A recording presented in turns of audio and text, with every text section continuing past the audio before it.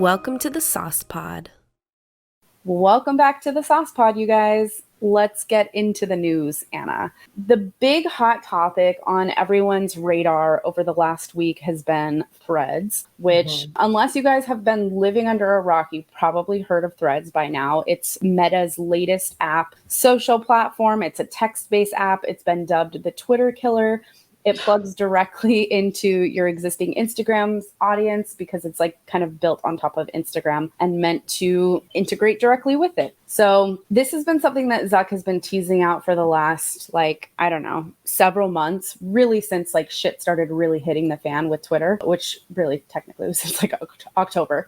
But he's been teasing this out, saying that Meta is working on a text-based social media app. We didn't really know that it was going to be like under Instagram's umbrella until just several weeks back when we got the first report of that. And then you can read it in the sauce if you want. But it launched officially in public beta last Wednesday. They're saying, I think so, they're the saying 5th. Thursday, the 6th. Well, yeah. So I got access to it on the 5th, and I think that they just made the announcement maybe on Thursday, the 6th. Okay, That's what all the official news releases say, that basically, people now have access. If you sign up to it through the App Store or through the Android store, you can get into it. And just a week from launching, you guys. Yeah, less than 1 week from launching. Well, sorry, a little more than 1 week from launching. So by the time we wrote this, it was less than a week from launching. Threads has already scooped up 100 million new users. Which is kind of funny because it's like Zuck was like really ready to just throw down with this shit. He was like, I'm not coming here to play. I'm going to literally release this app and pull out all of the stops so that people are directly plugged in right off the bat. And we're just going to shut down this whole Twitter situation. Will that actually happen? We'll talk about that here in a second. But just to put it in a frame of reference, 100 million users in the first week is a lot of people, you guys. It took several years for a lot of the other big social media apps that we know now to be able to reach that number. I think TikTok was maybe like the shortest one where it took like less than 6 months. But ChatGPT, I think, took a month. It was somewhere around a month. ChatGPT was the second runner. But I don't really consider ChatGPT like a social platform. So, I would agree. But yes, ChatGPT for sure. And I think it's finally slowed down in growth. But so 100 million new users. A big piece of this puzzle is that it plugs directly into, like I said before, the Instagram app. So if you're already an Instagram user, it takes like 2 seconds to get into Threads. And the thing that I've really been looking at, because my brand and designer marketing brain is always a sucker for UI and UX. So the UI of Threads is actually really, really clean.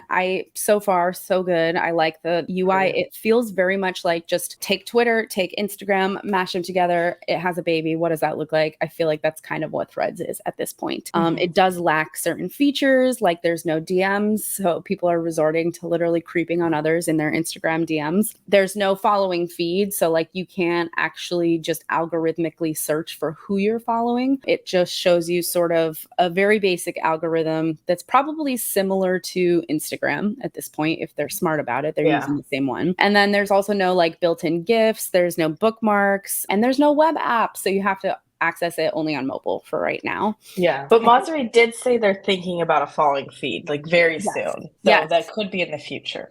Exactly. So I can't wait for that too. I would imagine that they're probably like rushing to roll that out because more news. We have more news this week that's not even in the newsletter that I want to talk about regarding Twitter too. But yes, so they're pushing out probably a new algorithm. Masri is like super active on here. So he's really listening or says he's really listening to users' feedback and taking it all into account. And he's been really transparent and open with the updates, what is allowed and what's not allowed. Speaking of what's not allowed, news, politics, hate speech, all of the heavy content restrictions over on Instagram also apply to Threads.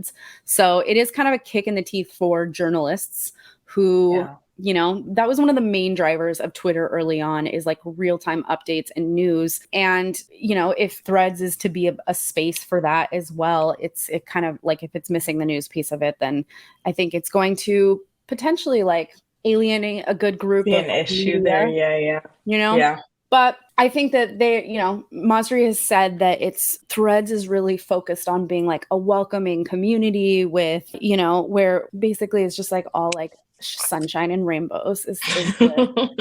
But like, it is kind of a nice change of pace. I haven't seen anyone be mean on Threads yet. Like, I've seen neither on Twitter. I've seen some shit even on Blue Sky, even on Mastodon, and like people on Threads are pretty nice. But I think that's probably because shit gets like removed and they have moderation and all that in place already.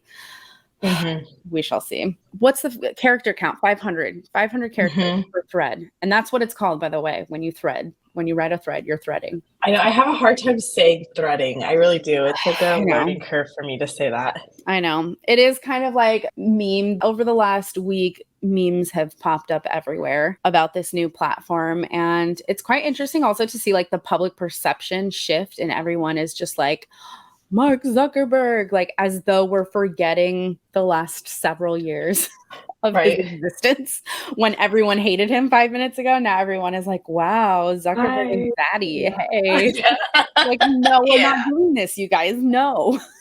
Everyone, Zuck's gonna win the fight, which he will win that fight if it happens, at least according to the latest pictures I've seen. But I feel like everyone's shift to like Zuck. Yes. Yeah. Well, we did include a screenshot of Elon Musk's very mature tweets that he sends out, because like, so if you're wondering how Elon is doing, just go check out our last newsletter.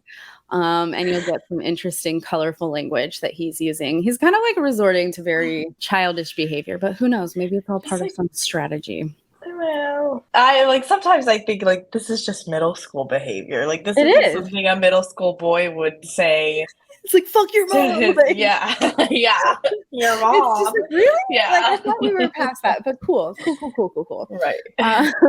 So yeah, all in all, general consensus. I'd love to hear what you think first, Anna. And if you want to talk too, you wrote up a really good, like, in-depth piece on what you've learned, what your major takeaways from Threads are right now, especially for like marketers, branding experts, branding people, and like business at large. Like, what does the brand perspective look like from Threads right now?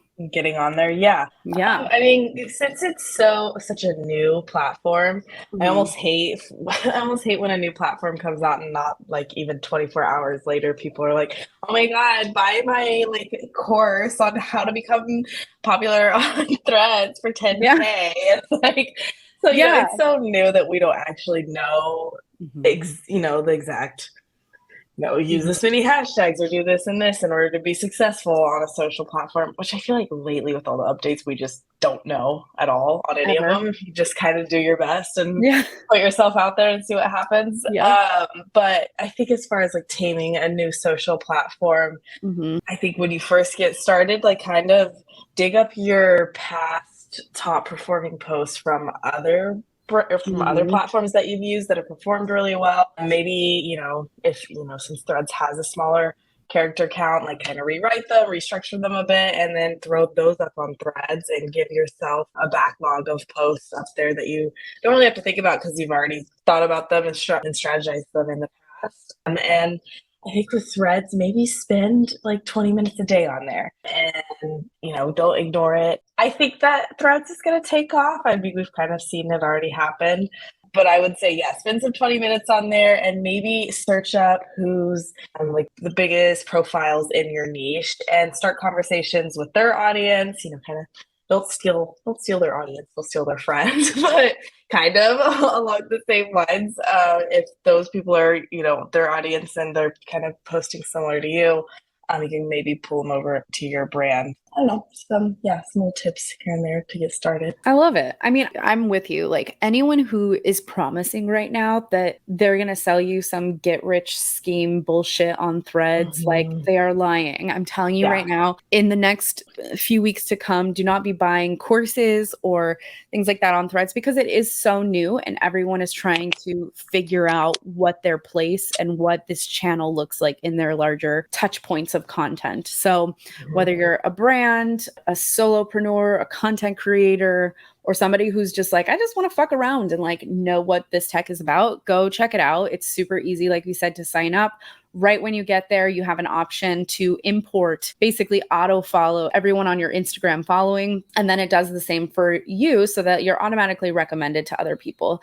So one of the things I think could be smart for brands, even like if you're still not sure you even want to put content out there on Threads yet, like there's no harm in just making an account and letting it stack up in followers, because you'll continue to be shown as a recommended person to follow or account to follow by other people who are signing up for Threads. So it's been pretty easy to grow on there right now, although it's hard to discern whether or not that growth actually means anything yet. There are, like we mentioned earlier, it just feels a little nicer. It feels a little cushier. I was thinking about this like last night I was taking a shower. I was like, you know what? Threads is kind of like LinkedIn. Almost. It feels almost like LinkedIn, like, but without all the businessy. Okay, so like imagine if you took a LinkedIn feed, but removed anything mentioning like, you know, business tips or like email leads and like all this stuff. Take all of that out of the equation, or hiring, and all those little fluff posts that you see all over LinkedIn. It's like, today I turned 29. Like it's this whole thing. And so I don't know. I think that Threads definitely has room to grow. Zuckerberg obviously knows what he's doing. He's leveraging all of the other capabilities and products that are already built into so much of the tech at Meta and on Instagram to make the experience for users like very seamless and very familiar, which, you know, it's really hard to launch a new app from scratch, but when it's built on the back of something like Instagram, it's like really easy to just like, boom. John made a really good point earlier. Actually, we were talking about it this morning, and he's like, it's kind of like what Instagram did with IGTV. Like it would be interesting because Instagram acquired like the underlying platform for IGTV, and it was like a separate thing for a while, and then they folded it into the app. So he predicts that there could be an Instagram in the future that just has Threads as like one of the bottom tabs. And I can totally see the logic there of like bringing those things together so that it's just your account is super interoperable between Instagram, between Threads, between Facebook, and it's all there. Although, I don't know, people are still on Facebook, but I forget it exists from time to time. Right. I'm never on Facebook. All in all, my opinion on Threads so far is that the jury is still out. It's too early to really tell, but I've been having a fun time. People have been stating that it feels very like unhinged out there, and I I agree, because nobody knows what they're doing. So you're down for just like a fun time to just like randomly strike up conversations in the replies because you can't DM, or just tweet your random thoughts into the void. Like Threads is probably the place to do it. I feel like, yeah, like you said, it's been the place to just be unhinged, because I'll just go on Threads and just, there's no pressure out there. I'll just throw whatever out. Yeah. Like I was watching The Bachelorette with my friend the other night, and one of the dudes on there, of course, said like the most out of pocket thing. It was something about like the avatars and touching braids and looking into each other's eyes. And I just tweeted that out and tagged The Bachelorette.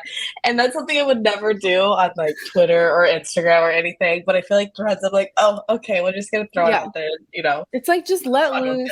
Yeah. You never know what's really going to like pop off, if there's going to be any traction with it, if anyone's even going to see it or not. But it's worth just like playing around in, or at the very bare minimum, just getting an account set up and then stepping away and come back to it in several months when you actually decide you want to like create content on there. Because that way it'll give your audience just a little bit of time to kind of like grow up a little bit. Yeah. But yeah, we'll be keeping an eye on Threads, you guys. If you have questions about it, or if you're experiencing any interesting happenings on Threads, let us know. You can hit us up on Twitter. You can find us on YouTube, wherever you stream your podcast. Find us there. Literally, you can actually reply in the podcast notes or in the podcast description. I didn't know that until recently. Really? I did not know that. Yeah, people can like comment and stuff on Spotify and on Apple. So if you're listening on either of these, drop us a line. That would be fun. We can test it out. But yes, we'll be keeping a close eye on Threads. We will definitely let you guys know all the big updates. Seems like they're pushing out a lot of stuff fast and furious. So we shall see. So tell me about why Twitter is now apparently suing Meta or suing Zuckerberg for intellectual property theft. Like, what is going on? This is absolutely insane. I know. I saw this story pop up and I was like, dude, really? Like, I feel like that's just his go-to. If he's upset about something, he's like, "You're gonna get sued, and you're gonna get sued, and you're gonna get sued." So yeah, he's accusing Meta using trade secrets and intellectual property because they hired a lot of former Twitter employees that had gotten, laid off when Elon, came on. So, this is a copycat platform, is what he's saying.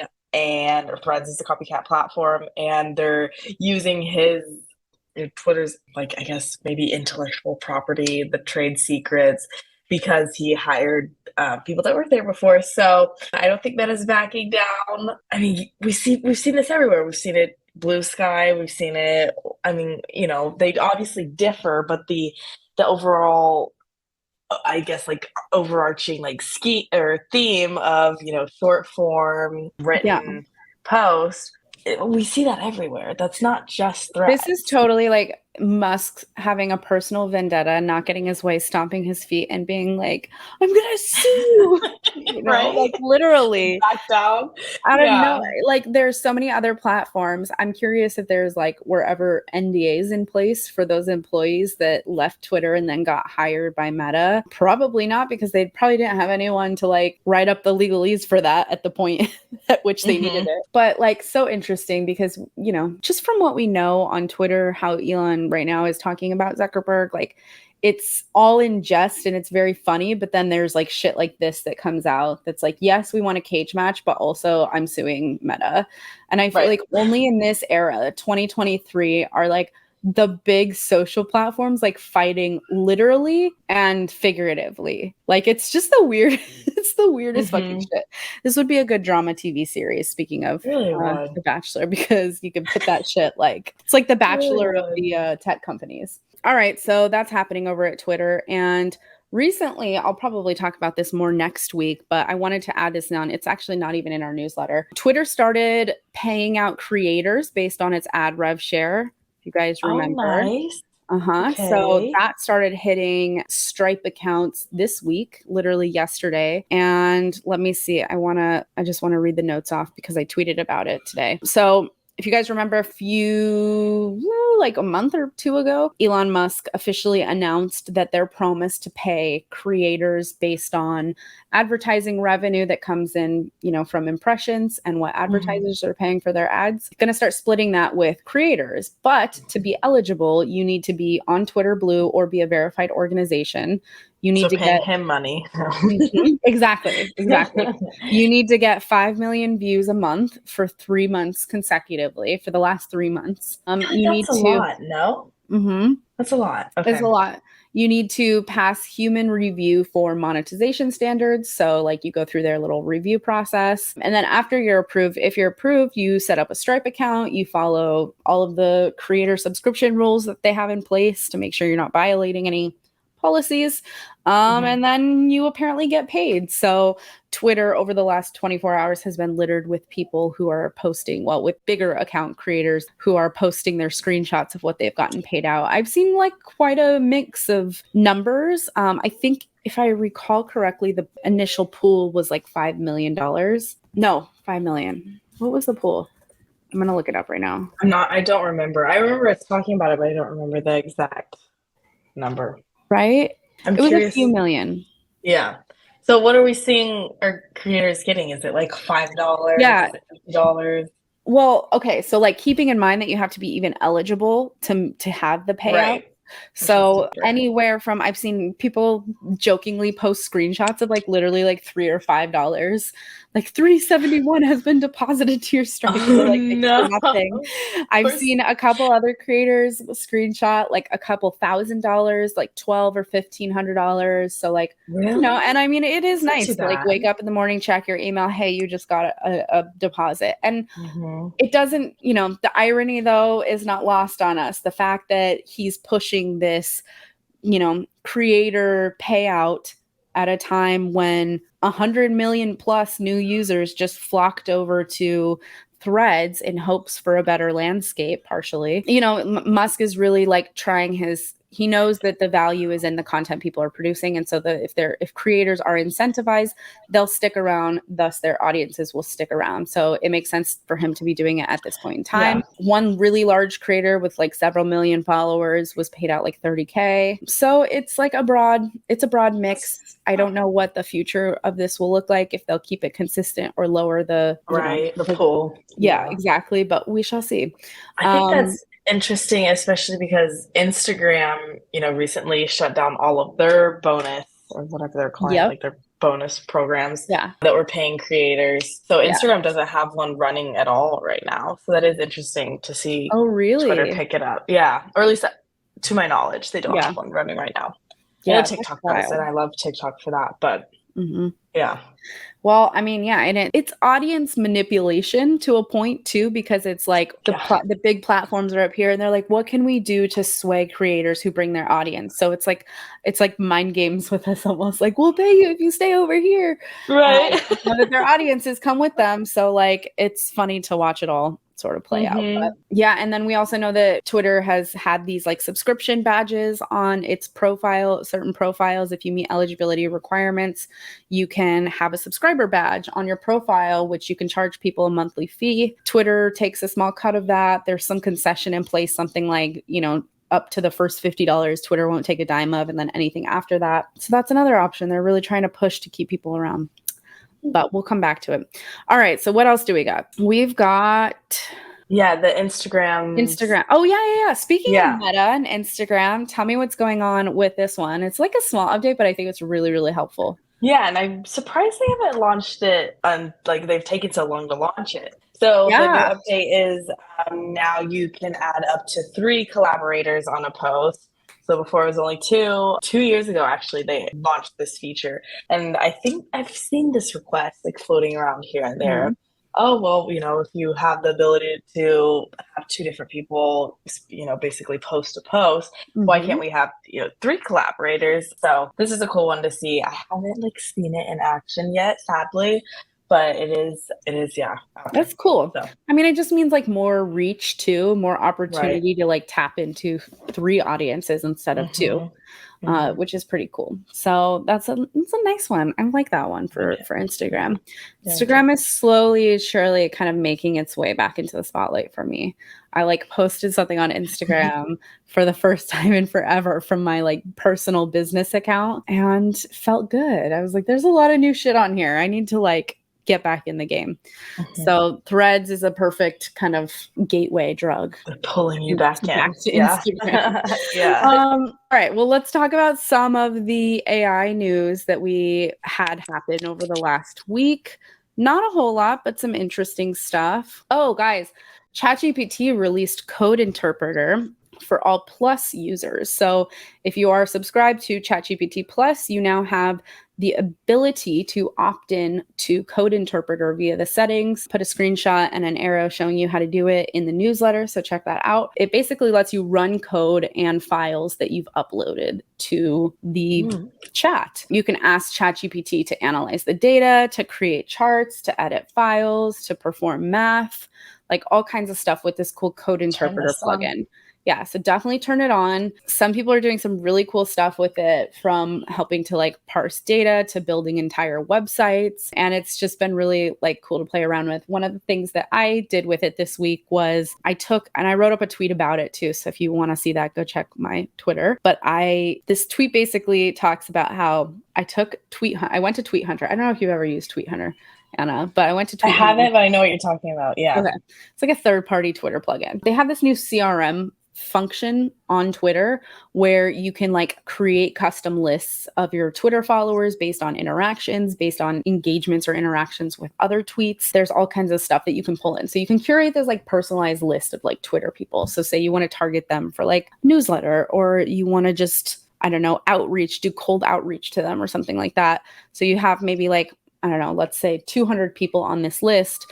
You export it as a CSV from Tweet Hunter. You import it you probably want to open it up and clean it up a little bit, but then you can import it into ChatGPT, use the Code Interpreter to basically parse the list and give you answers or commonalities. So I asked it to define for me, out of all of these 200 users, define for me what their common themes are. Like, and so it broke down, like, here's the most common words in their bios, you know, here's the key locations. And then I asked it to turn all of that data into charts so that I could look at it. And then I had more questions that I drilled down further in, like, is there anyone from here, or is there something? So like, it's just a really cool way to interact with your data so that you don't have to do all of the legwork and the bullshit yourself. This is super cool. Yeah. So it's fun. Check it out.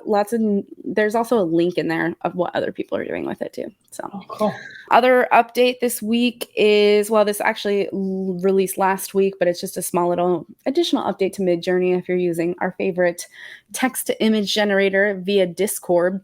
Midjourney, if you know, has recently come out with 5.2, which is an awesome new version. They're also bringing all these new little features into the interface, like buttons that you can use to manipulate your image. So the latest one is called a pan feature, and it lets you go side to side or up and down. People are creating panoramics with it. People are blowing things up. Like if you're using it in conjunction with the zoom out features that I talked about a couple weeks ago, you could do some really cool stuff with it. You start with just like one image, and then you're like, okay, I want to see what a panoramic of this entire room or space might look like. Or, you know, maybe it's like a tattoo or something. You want to see it like elongated. I don't know. So all kinds of stuff that you can do with Midjourney these days, but the pan feature just dropped. So go check it out, you guys. It's really cool. Midjourney is crazy these days. Thanks, guys. Bye. Thanks. Bye. Hey guys, that's a wrap for this week's episode of the Sauce Pod.